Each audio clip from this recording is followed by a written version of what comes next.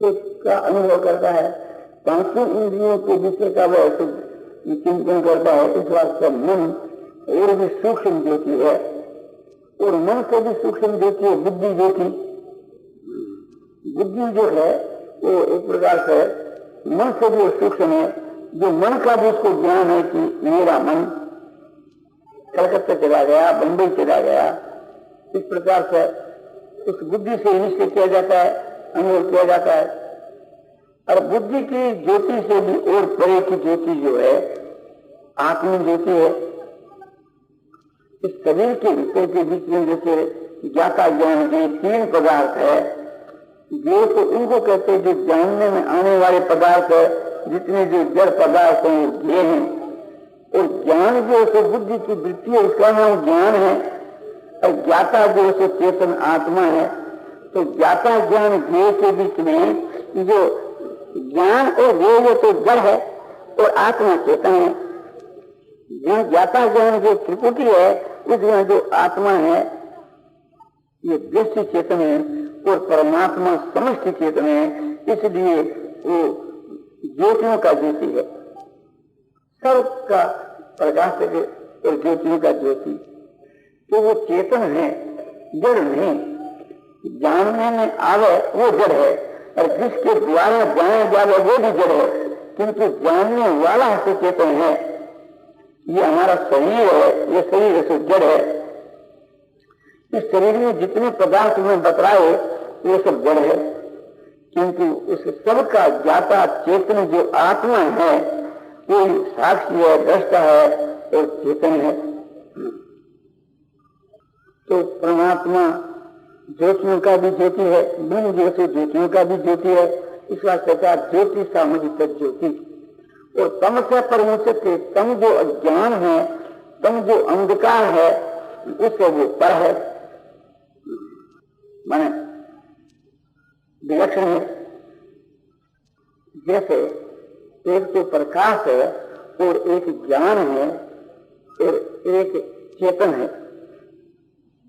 नेत्रों का जो विषय है वो प्रकाश, और बुद्धि का जो विषय है वो ज्ञान, और ज्ञाता का जो स्वरूप है वो चेतन। तो इनके बदले में तीन चीज कौन सी है कि प्रकाश के बदले में तो अंधकार, उसका प्रतिपक्षी अंधकार, और ज्ञान का प्रतिपक्षी अज्ञान, और चेतन का प्रतिपक्षी जड़। तो जैसे परमात्मा है, ब्रह्म है, तो उस जैसे में माया है। तो माया जड़ है और माया के सारे पदार्थ से जड़ है। और ज्ञान का प्रतिबिंब जो है ज्ञान है, तो ज्ञान है तो उस जाति की चीज है, चेतन जाति की। अरे अज्ञान है वो आपने जड़ जाति की चीज है। ऐसे ही जो प्रकाश है उसका प्रतिबिंब अंधकार है। तो प्रकाश जो है उस जाति की चीज है, चेतन जाति की, और अंधकार जो है तो जड़ जाति की चीज है। इसलिए प्रकृति जड़ है, तो प्रकृति का जो कार्य जो है, प्रकृति का कार्य जो अज्ञान और अंधकार, ये सब जड़ है। और ये भी सब जड़ है, जो शरीर है, इंद्रियां है, मन बुद्धि है, ये भी सब जड़ है। चेतन तो केवल आत्मा है और वो प्रत्यक्ष है। आपके सम्मुख जितने पदार्थ देखने में आते हैं, समझने में आते हैं, ये सब वस्तु जड़ है। और इन सबको समझने वाला है वो चेतन है। तो देह के भीतर के वहां जो चेतन है ये दृष्टि है, और परमात्मा जो है वो समष्टि चेतन है।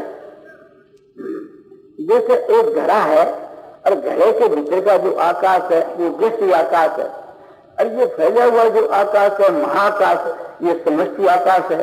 तो परमात्मा तो समष्टि आकाश की जीव है और जीवात्मा दृष्टि आकाश की जीव है।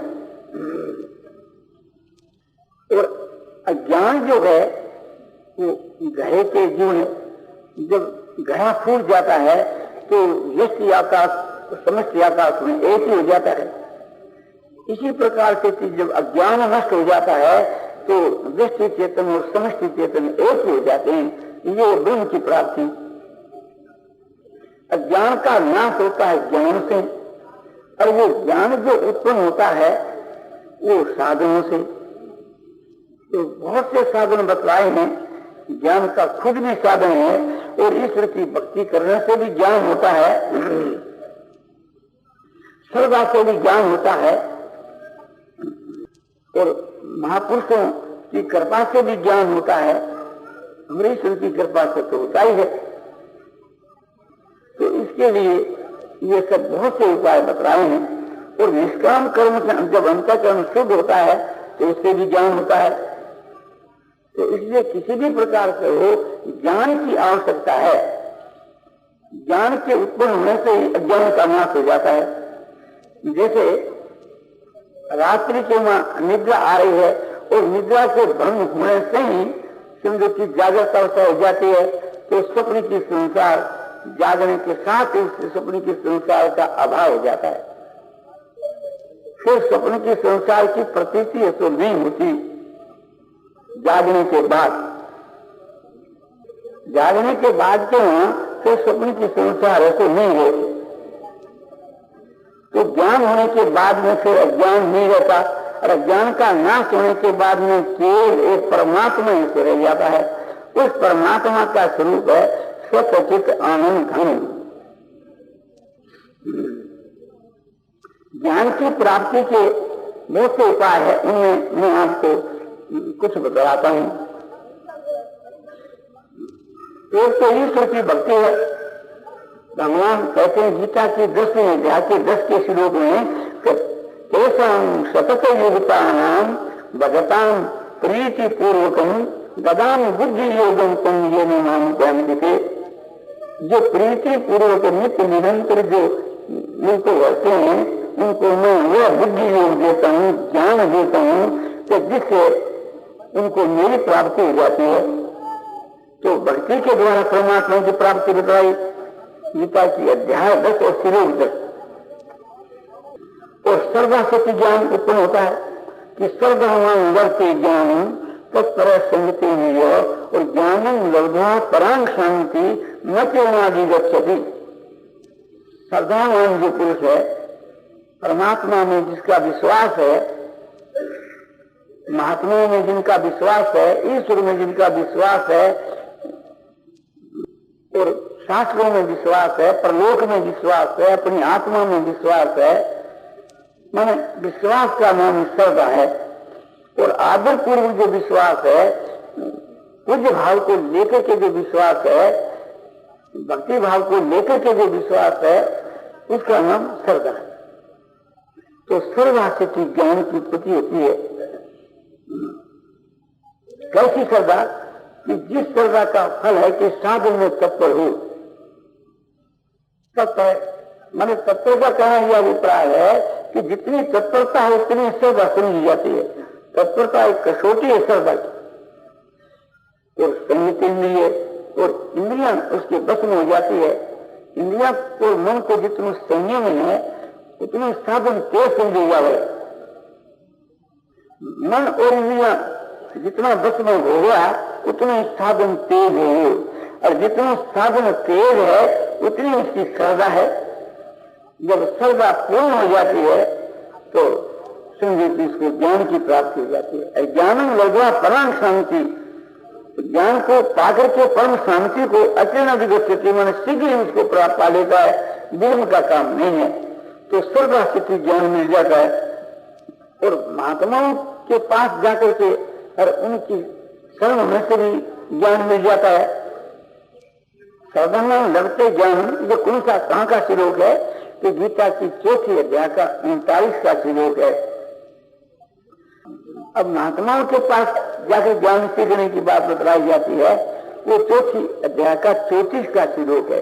वो इस प्रकार है, तद विद्धि प्रणिपाते नो परिप्रश्न सेविया उपदेश संति ते ज्ञान ज्ञानी न तत्वदर्शिन। तत्व उस ज्ञान को क्यों जान, तत् विद्धि में उस ज्ञान को तू जान। किस प्रकार से जाने? शास्त्रांग नमस्कार करके उन ज्ञानी महात्माओं के पास में जाकर के और उनको शास्त्रांग नमस्कार करके और उनकी सेवा करके थे और उन्हें से प्रश्न करके देखे उस ज्ञान को तू जान। और वे तत्वदर्शी ज्ञानी तेरे को ज्ञान का उपदेश करेंगे। उस ज्ञान से फिर कभी तुम्हारे को प्राप्त नहीं होगा और संपूर्ण भूत प्राणियों को अपने आत्मा के अंदर देखेगा। उसके बाद में परमात्मा के अंदर देखेगा, मुझ परमात्मा के अंदर देखेगा। ये बात आपने बतलाई। यज्ञात्वान पुनर्मोह है एवं याशी पांडव ये न भूतान शेषेण दृष्टि आत्मनि अथो मई। तो ये एक प्रकार से थी वे ज्ञानी तुम्हारे को ज्ञान देंगे और उस ज्ञान के द्वारा तू उसे परमात्मा के सुख का अनुभव करेगा, पहले आत्मा का और फिर परमात्मा का। और उस ज्ञान की प्राप्ति के लिए और भी बहुत से उपाय बतलाए। निष्काम कर्म के साधन से भी ज्ञान की प्राप्ति होती है। मनुष्य कर्म करता है निष्काम भाव से, तो उससे अंतःकरण की शुद्धि होती है, उससे ज्ञान मिल जाता है। इसके लिए भगवान ने गीता की 4th अध्याय के 38 श्लोक में कहा, नहीं ज्ञाने न सदृशम पवित्र विद्यते तत्स्वं योग संसिद्ध काले न विद्यते। नहीं ज्ञाने न सदृशम पवित्र विद्यते। इस संसार के मां ज्ञान के समान कोई पवित्र पदार्थ नहीं है। नहीं ज्ञाने न सदृशम पवित्र विद्यते तत्स्वं योग संसिद्ध काले न विद्यते। कालीन योग संसिद्ध हुआ पुरुष से समय करके साधन करते करते जिसका अंतःकरण शुद्ध हुआ है, ऐसा पुरुष उस ज्ञान को अपनी आत्मा के अंदर स्वयं आप ही अपने पा लेता है, या उस ज्ञान की प्राप्ति अपने आप ही हो जाती है अंतःकरण शुद्ध होने से। और वो अंतःकरण की शुद्धि जो है निष्काम कर्म योग के द्वारा होती है। मनुष्य कर्म तो करता है किंतु उसका फल नहीं चाहता, उसमें आसक्त नहीं होता, उसका नाम है निष्काम भाव।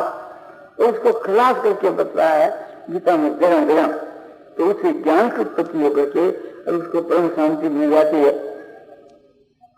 तो ज्ञान के लिए बहुत से उपाय बतलाए। गीता की 13वें अध्याय के 7 के श्लोक से लेकर के 11 के श्लोक तक जो बहुत से साधन बतलाए हैं, बहुत से साधनों का समूह, उसका नाम ज्ञान कहा, क्योंकि ज्ञान की प्राप्ति में हेतु होने से उनका नाम ज्ञान कहा। एक ज्ञान विधि प्रोक्त है ज्ञान जगत तो अन्य था। ये 13वें अध्याय का 11 के श्लोक का पूर्वार्ध है। ये इतना तो ये तुम्हारे को ज्ञान की व्याख्या करेगी नहीं, ऐसे विपरीत ये ज्ञान है। तो यहाँ से शुरू किया कि अमानित गंभित, तो ये आप पुस्तक में देख सकते हैं, गीता की पुस्तक के बीच के मां, और विस्तार के साथ तत्व में इसका भाव दिखलाया गया। ये गोरखपुर से निकली है 4 की हमारी नेता। अब ज्ञान की प्राप्ति के उपाय आपको बहुत से बतलाए, और परमात्मा के विषय में बताया कि वो परमात्मा का स्वरूप सत्य चित्त आनंद घन है। अब ये बताया जाता है कि आनंद घन से हम समझे नहीं। आनंद घन से ये समझना चाहिए कि आनंद ही आनंद, आनंद के सिवा और दूसरी वस्तु है ही नहीं। घन माने गया परसों, ये सब घन के पर्याय है।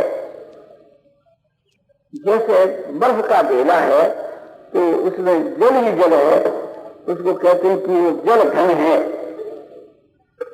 जैसे कोई एक प्रकार से पत्थर है, शिला है, तो ये कहते हैं ये पत्थर घन है, तो वो जड़ पदार्थ है। और ये चेतन घन है। चेतन जैसे देह के में जो आत्मा है उसकी इतनी घनता है, इसके सिवा और दूसरी कोई वस्तु नहीं। ये हमारा शरीर है, घन नहीं है। इसमें पेड़ है, इसमें अग्नि प्रवेश कर सके, इसमें जल प्रवेश कर सके, वायु प्रवेश कर सके, इसमें पेड़ है, घनता नहीं। हमारी इंद्रियां है, इसमें भी पेड़ है, इंद्रियों के जो विषय है वो उसमें प्रवेश कर जाते हैं, शब्द स्पर्श रूप रस गंध आदि। हमारा जो मन है इसके वहां संगति संकल्प आदि से प्रवेश कर जाते हैं। हमारी जो बुद्धि है इनके बीच के वहां समझो कि बहुत से पदार्थ प्रवेश कर जाते हैं, विद्या जो है, ज्ञान जो है, निश्चय जो है, ये सब, किंतु हमारी जो आत्मा है उसके वहां प्रवेश करने की कोई गुंजाइश नहीं। जहाँ हम हैं तो हम ही हैं, और दूसरा उसमें कोई प्रवेश नहीं कर सकता। दूसरा कोई भी योगी है तो कोई देवता है, कोई भी प्रवेश करे तो हमारे शरीर में कर सके, हमारे मन बुद्धि में कर सके, किंतु हमारी आत्मा में गुंजाइश नहीं है कि वो ठोस है, घन है, प्रचुर है। तो इस प्रकार से कि वो आनंद ही आनंद है। जो लौकिक आनंद है वो उससे विलक्षण है। जिस आनंद को मनुष्य बुद्धि के द्वारा जानता है वो आनंद जड़ है, और जो आनंद स्वयं सबका ज्ञाता है वो चेतन है, तो परमात्मा है। तो परमात्मा सबका ज्ञाता है, सबका साक्षी है, चेतन है।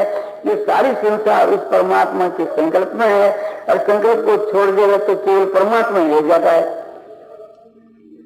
तो वो जो परमात्मा का स्वरूप है वो चेतन है। परमात्मा के स्वरूप का ज्ञान परमात्मा को है, या यूं कहो कि वो परमात्मा चिन्मय स्वरूप है। तो चेतन है वो आनंद है, आनंद है वो चेतन है। आनंद और चेतन दो पदार्थ नहीं है। प्रकृति का कार्य रूप जो आनंद है, बोध है, वो अलग अलग चीज है। जैसे बुद्धि का जो कार्य है, विकार है, उसको अपने ज्ञान कहते हैं। और सात्विक जो सुख है, सुख सात्विक राशि काम से उसमें सात्विक सुख श्रेष्ठ है, किंतु वो सात्विक सुख भी जड़ है। पुरुष उसका ज्ञाता है, भोगता है, और वो भोग होने से जड़ है, जो होने से जड़ है। परमात्मा किसी का विषय नहीं होता, इसलिए वो चेतन है। चेतन किसी का विषय होता ही नहीं। मेरे भीतर में जो मेरी आत्मा है उसको आप नहीं जान सकते, मेरे शरीर को आप जान सकते हैं। और यदि आप योगी हो तो मेरे मन में प्रवेश करके मेरे मन की बात को भी आप जान सकते हैं, किंतु मेरी आत्मा में आप प्रवेश नहीं कर सकते। आत्मा घन है। तो वो कैसा आनंद है कि बस एक आनंद ही आनंद है, और उस आनंद का अनुभव जिस आनंद को खुद को ही है, ऐसा परमात्मा का स्वरूप है। तो परमात्मा का स्वरूप कैसे जाना जाए कि जब परमात्मा ही बन जाए, मनुष्य जो साधनों के द्वारा परमात्मा ही बन जाए, तो परमात्मा खुद अपने आप को जानता ही है। तो इस वास्ते परमात्मा चेतन है और आनंद स्वरूप है। विज्ञान आनंद घन ब्रह्म, ब्रह्म जो से विज्ञान स्वरूप और आनंद घन स्वरूप है, और वो है, इसलिए उसको सत कहते हैं। सत कोई अलग पदार्थ नहीं है। भगवान को कायम करने के लिए, भगवान को अस्तित्व बतलाने के लिए कहने के लिए उसको सत है। तो साधन काल के वहां जो परमात्मा का जो स्वरूप बतलाया गया है वो तो बुद्धि ग्राह्य बतलाया गया है। हाँ, वो साधन काल का जो परमात्मा का स्वरूप है उसको ज्ञेय कहा गया, और उसका जो फल है उसको अमृत कहा गया। भगवान ने गीता के 13वें अध्याय के और 12 के श्लोक में यह बात कही कि ज्ञेयं यत् तत्प्रवक्ष्यामि यज्ञात्वामृतमस्मि। अर्जुन, मैं तुम्हारे को ज्ञेय जानने में आने वाला जो ब्रह्म का स्वरूप है, बुद्धि के द्वारा जो जान जा सके उसको मैं कहूंगा, और जिसको तू जान करके फिर अमृत को प्राप्त हो जाएगा। तो अमृत क्या है? वो निर्विशेष ब्रह्म है, शुद्ध ब्रह्म है, केवल ब्रह्म है। वो सब साधनों का फल है। अनादिमत परम ब्रह्म न सत्यम न सदुच्यते, उसको अनादि कहते हैं और परम ब्रह्म कहते हैं। ब्रह्म तो समझो कि और चीजों का भी नाम होता है, ब्रह्म का नाम भी, ब्रह्म को भी ब्रह्म कहते हैं, वेदों को भी ब्रह्म कहते हैं, किंतु परम ब्रह्म परमात्मा को कहते हैं, दूसरी चीज को नहीं कहते। इस वास्ते इसका नाम है परम ब्रह्म। और किसी प्रकार से वो कहा नहीं जा सकता कौन सा स्वरूप जो निर्विशेष है, जो जिसका नाम यहाँ अमृत बतलाया है, जिसका कहीं तो निर्वाण ब्रह्म के नाम से कहा है, जिसको निर्वाण ब्रह्म के नाम से कहा है, इसको सत शब्द से या असत शब्द से नहीं कहा जा सकता। असत शब्द से यूं नहीं कहा जा सकता कि वो है वास्तव में, और सत्संग से इसलिए नहीं कहा जा सकता कि जिस सत्य के उच्चारण करने से जो मनुष्य के हृदय में भाव आता है वो जड़ सता है, इसलिए उससे वो वृक्ष है। आपने दो बात मानी, एक सत एक असत। सत के विषय में कहा कि ना सतो विद्यते भावो ना भावो विद्यते सतः, सतः अभावो न विद्यते। सत का कभी अभाव नहीं होता, जो सदा चीज कायम रहा वो सत है। और जो सत वस्तु उसका तो अभाव नहीं होता, और जो मिथ्या जो वस्तु है वो आपने कायम नहीं होती, तो मिथ्या मिथ्या ही रहती है। ठीक है, अब सत और असत है, ये दोनों बात आप समझ गए, बोले समझ गए। जब समझ गए तो ये समझ में आने वाला आपका जो सत और असत है, ये दोनों है तो जड़ है, जो तुम्हारी बुद्धि के समझ में दोनों आ गए। तो समझना चाहिए कि वो सत असत से जो पर है वो एक प्रकार से बुद्धि के समझ में नहीं आता, वो सब साधनों का फल है। तो सब साधनों का जो फल है इसको वो ज्ञानी महात्मा प्राप्त है, किंतु साधक आदमी के लिए तो वही स्वरूप है कि जिसको सच्चिदानंद के नाम से कहा गया है। और उस सच्चिदानंद की ऐसी व्याख्या जो आपने बतलाई, उसको ढेर बना करके ध्यान करने से उसकी प्राप्ति हो जाती है। ठीक है, तो इसलिए हम उस ब्रह्म का ध्यान करते हैं, तो ध्यान के समय के बीच में किस प्रकार से उसका हम ध्यान करें। तो अब आपको बताया जाता है कि आपकी आयु भर के में अधिक से अधिक कभी आपको आनंद हुआ होगा। सात्विक आनंद, सात्विक आनंद उसको कहते हैं जो ईश्वर की भक्ति से या वैराग से जो सुख होता है, या सत्संग से जो सुख होता है, या ईश्वर की प्राप्ति विषय जो शास्त्र है इसके अध्ययन से जो सुख होता है, या जिसके में वैराग होने से जो सुख होता है, या ईश्वर की भक्ति से जो सुख होता है। इस प्रकार जो परमात्मा की प्राप्ति के जो उपाय बतलाए हैं, साधन बतलाए हैं, उसके द्वारा जो सुख है वो सात्विक सुख है। और इंद्रियां और विषयों के संयोग से जो सुख होता है वो राजसी है। और आलस्य, प्रमाद और निद्रा से जो सुख होता है वो तामसी है। तो इनमें सात्विक सुख सबसे श्रेष्ठ है। तो सात्विक सुख जो है उसका दायरा भी बड़ा है। ऐसा कभी होता ही है मनुष्य को अपने जीवन के बीच के में ज्ञान से, वैराग से, ईश्वर की भक्ति से, सत्पुरुषों के संग से और सत्शास्त्र के अभ्यास से जो सुख मिलता है वो है सात्विक सुख। वो सात्विक सुख जो आपको हुआ उसको एक समझना चाहिए, वो भी अल्प है।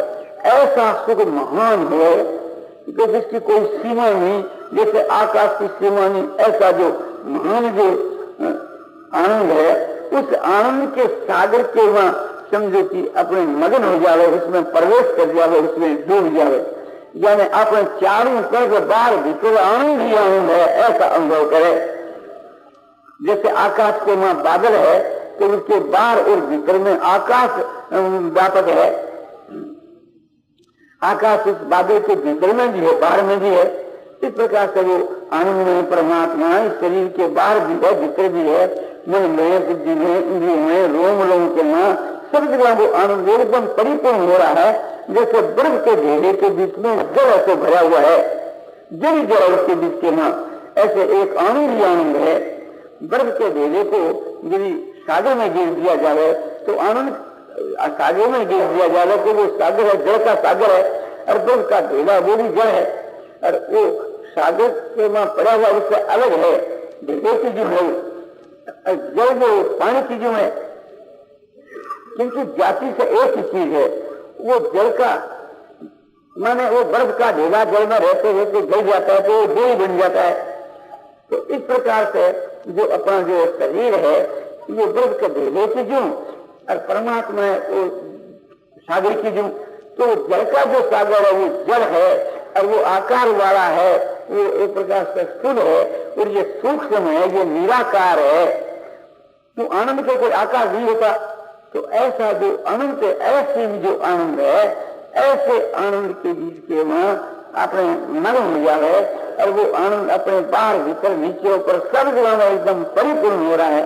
आनंद आनंद आनंद आनंद आनंद आनंद शब्द के उच्चारण करने से भी शरीर के वहां आनंद की जागृति हो जाती है और आनंद की लहरें उठने लगती है और रोमांच होने लगते हैं। आनंद के उच्चारण करने से आनंद का प्रादुर्भाव हो जाता है। ऐसा जो ये आनंद है इसकी कोई सीमा नहीं है, इसकी कोई सीमा नहीं है। इस प्रकार से उस परमात्मा के आनंदमय स्वरूप का ध्यान करे। जब एक भाई भगवान के सगुण साकार का ध्यान करता है, विष्णु का ध्यान करता है, तो उसको विष्णु की प्राप्ति हो जाती है, जैसे ध्रुव जी को हुई। तो इसी प्रकार से उस निर्गुण निराकार का ध्यान करने से उस निर्गुण निराकार की प्राप्ति हो जाती है। तो इसमें साधन के वहां भी बड़ा भारी आनंद है, बड़ा भारी आनंद है, क्योंकि वो है इसे जैसे अलग होकर के उस ब्रह्म के स्वरूप में स्थित होने से मैं शरीर हूं या ये शरीर वाला मैं हूं, ये जब तक ज्ञान रहता तब तक उस आनंद का अनुभव नहीं होता। उस ब्रह्म के स्वरूप में स्थित होकर के एक प्रकार से जब उस ब्रह्म के स्वरूप का अनुभव करता है तब ऐसा मालूम देता है। सुखी न ब्रह्म संस्पर्श है मतम तम सुख में स्मृति।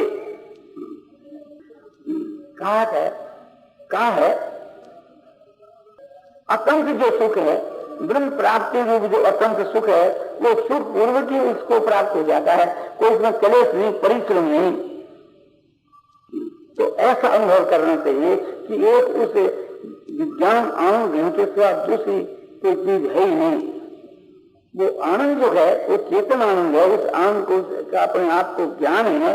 ऐसा स्वयं आनंद स्वरूप बनकर के जब अनुभव करता है तो वह न शरीर है न संसार है, तो एक विज्ञान नहीं है, वो निराकार है, वो अनंत है, ऐसी है।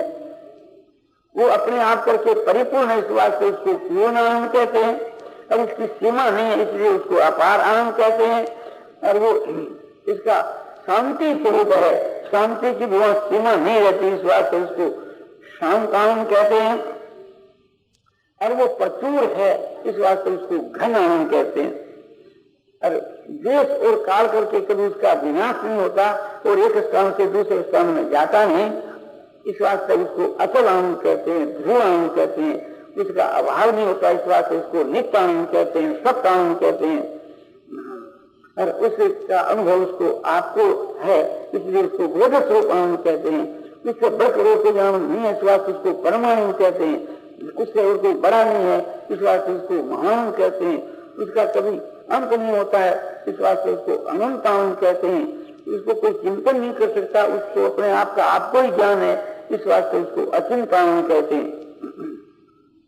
ऐसा जो अलौकिक आनंद है, उस आनंद के स्वरूप का हर वक्त अनुभव करना।